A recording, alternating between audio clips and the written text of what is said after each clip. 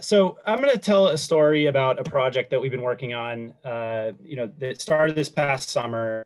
It's with 16 of my colleagues here at WPI and about 3,900 colleagues at more than 109 universities across Africa. And that is this creation of an online institute that sought to empower African universities to create online education programs. Next slide, please. And the place to kind of start is really to talk about the problem and the opportunity. I don't really need to remind anyone about the global pandemic, but one thing to kind of maybe put your focus onto is that, the pandemic forced schools around the globe to shut down their on-campus operations. WPI was not an exception to that, having to go 100% remote last spring. However, most universities in Africa were also closed during that time, and they remain closed, with few African universities having the capability to be able to deliver remote learning. So under or I should say the recognition by Provost Wally Sobiejo was that there's an opportunity here for WPI to have an impact through many of our global partners, and also to try to strike up new relationships. And that opportunity is that we could help to train and support African universities to develop their online programs, sharing sort of the approach to the process that we took to try to address that educational emergency last spring and the ongoing emergency that we're dealing with. So we wanted to help them meet their immediate educational needs, and then to help better achieve their educational missions over the longer term.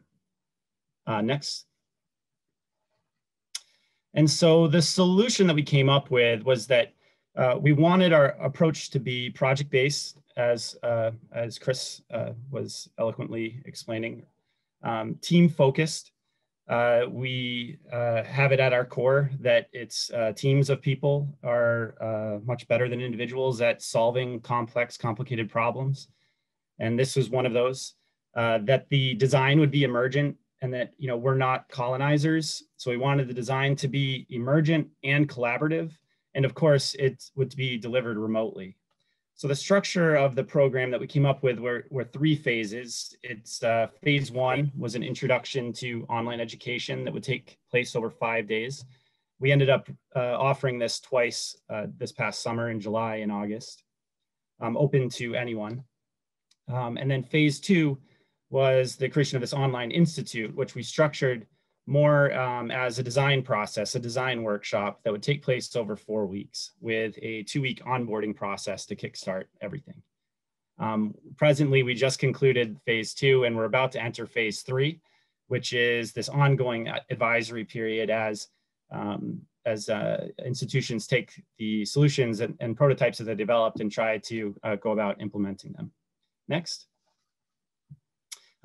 So let me talk just a little bit more, give more detail about how phase one went. Next. So we conceived of it as an introduction to online education. For a lot of institutions and a lot of different folks, this was a completely new concept. So we structured a series of lectures over about 5 days, utilizing the teams at WPI where they that had addressed these different problem areas. Structured on day one was experiments in online education. Day two was teaching and learning with technology. Day three was academic and research computing. Day four was online pedagogy. And the last day of the week was around online education for industry. And so each of those topic areas was related to or had experts at WPI who had helped to solve those problems from this past spring, to share what it is that they had learned, and to try to encourage folks, well, first of all, to understand what the work was that they did, and then also to help get people thinking about potential solutions. In terms of how we delivered it in the online environment was what we needed. There were a number of different design constraints, and what ended up landing on was using Slack as our primary communication tool.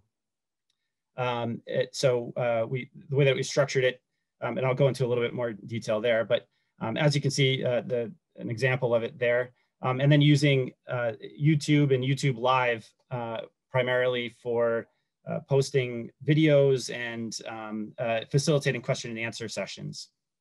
Next. So, so I have to actually talk about participation because we started this hoping to have about 10 institutions take part, potentially 100 people. That was the scale that we were looking at. And we got much more than we had possibly anticipated. You can see the map on the right is the reach that we had across Africa. So those are the countries from at which the universities that our participants came from. And then the chart on the left shows the total number of phase 1 registered participants by country. And this is just what we have in terms of email addresses that we collected through the process. We had some anecdotal evidence and some stories about people having viewing parties at institutions that throw the numbers much higher. But as you can see, Nigeria, we had about 2,700 participants from Nigeria alone. This is on purpose. We for good reason, we partnered with the National Universities Commission and the Nigerian Research and Education Network to recruit participants to take part in this program. But if you look at the country list above, is that we have reached to a number of different places, including Kenya, Mauritius, and others, that although the numbers are not great, quite frankly, we didn't focus on recruiting there. So it was quite quite nice to see that that's the extent of our reach. Next. So that was phase 1. And to me, phase 1 is the story of reach. It's the story of breadth. So how the extent to which WPI was able to recruit across Africa. And one stat that I did leave out to also to talk about was that not only was it breadth across countries, but even breadth across Nigeria, with capturing around 106 institutions just within Nigeria alone. Next. And so if phase 1 is this story of reach, phase 2 really is a story about depth. And so very quickly, the program design that we came up with was a 4-week design process that consisted of a discovery period where people would analyze both the assets that they had available, the problems that they might encounter within their own institutions and their own context in which the institution was embedded. We had an ideation week where those different opportunities and problems were then sought to address and create ideas about how to resolve or solve for those problems and limitations. Then we had a prototyping week where, and that's kind of loosely used, meaning that out of the discovery and out of those ideas, we then challenged folks to take it to think through how you might actually operationalize it. And then finally into a final week where it was solicitation of feedback, structuring data collection, and then finalizing a plan to move on into phase 3. So as you can see, those are screenshots of the Slack, the organization within the Slack workspace. For those of you who are not incredibly familiar with Slack, it's organized according to channels. And so the solution that evolved here was much more complex than the solution in phase 1 due to the scale and then the extended period that we were engaged in this work. And so, for example, announcements, general help desk, and introductions were all things that everyone in the entire program could take a look at.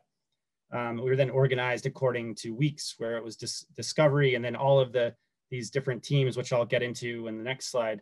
But discovery organized according to teams, and then the live sessions and videos and documents that would be posted according to what stage we were within phase 2. So next. And then I had mentioned that we organized according to teams. So here's an example from the Federal University of Agriculture, McCurdy, is that in Slack, the way that it was organized is that we had a space for all of the teams to communicate with each other.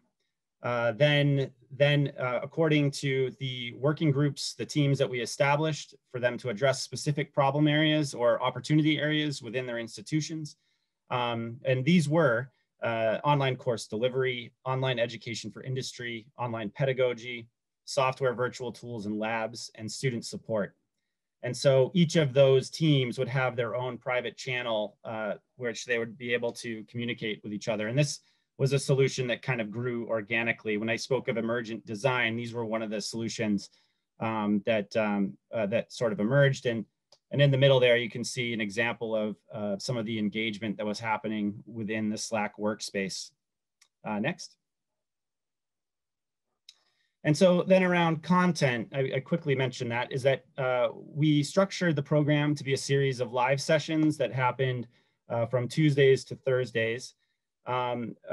Depending on the team, recorded presentations, and I should say according to the team and also the point in the program, recorded presentations and worksheets would be posted on Monday. So it'd be sort of guiding the work for the week. And then there'd be deliverables at the end of each week that the teams would produce. And you can see an example of that in that screen capture that's right next to the content piece. And also the posting of videos and live sessions in both the left and in the center. Next. And then so in terms of phase 2 participation, I said phase 1 was about breadth, phase 2 is about depth. And that is that we had 15 universities from across Nigeria participate in the month-long course. It actually 6-week course when you factor in the 2-week onboarding period. And so these 15 universities, however, we had about 1,300, about 1,296 registered participants from the institutions, which varied actually. So at some institutions, on the smaller side, there were total participants were around 20, all the way up to about 400 from one of the larger institutions in Nigeria. And that was a stat that kept blowing my mind throughout the process, quite frankly, is that we can talk about reach, but then talking about sort of impact within an institution was to have that number of faculty and staff participating with us, engaged in this work, this ongoing work, was just, quite frankly, really humbling. Next. And so then that leads us to next steps. We just completed the phase 2 of the program, and then we're headed into phase 3, and then we're thinking about how do we replicate this. Next. And so just really quickly, it's that we're launching phase 3 really shortly. It's in partnership, closer partnership with the National Universities Commission and the Nigerian Research and Education Network. They're going to play a larger role in helping us to facilitate this and ensure that the project teams get the support that they need. And then it's the real goal of this plan of this phase is to ensure that that university partners, as they implement, they have folks who have done it to be able to help them. What I will say, and it's something that I kind of forgot to mention earlier, though I think it probably was contained in sort of the anecdotes and stories that I told, is that this is not a one-way information flow. Is that we're learning so much about this, about the challenges and opportunities that our university partners are seeing, and this is something that is of tremendous value to us, and we hope that it's of tremendous value to the university partners, and that it will just continue throughout this phase 3 relationship. And then just really quickly about replication is that we tested a really unique, what I think is a really unique model for engagement, and it's entirely consistent with the WPI approach. And it's one that's based on sort of this project experimental approach. We don't come into it saying that we have all the answers, but we have a lot of questions, and we have processes and structure and sort of structures for helping to facilitate. Yeah, and we have some answers too. I'll say that too. But we hope to offer this course again with additional cohorts in Nigeria. But we also want to do it in other countries across Africa. As you can see that, there was, without actually doing much outreach, we were able to solicit, some interest from other countries that were having to come up with solutions to this ongoing problem as well. And so it's both expanding the reach within Nigeria, expanding it across Africa, but we also would like to expand this to other parts of the globe.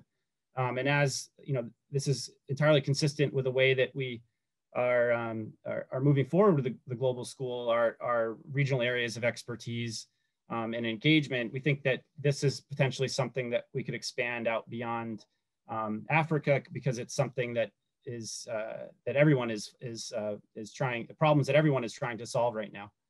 And then additionally, so in addition to this focus on the creation of online programs, or developing academic and research computing capacity, we'd like to also maybe take this approach and experiment with it, trying to address other types of problems.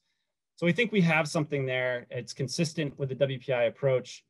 And we're really looking forward to these next steps. And we're also incredibly appreciative of all of the work that our African partners have done throughout the summer. And I'm just personally grateful to all of the WPI colleagues who helped to make this possible, from with their tremendous amount of work, input that they put into this process to make it the quality program that it ended up being. So next, and thank you.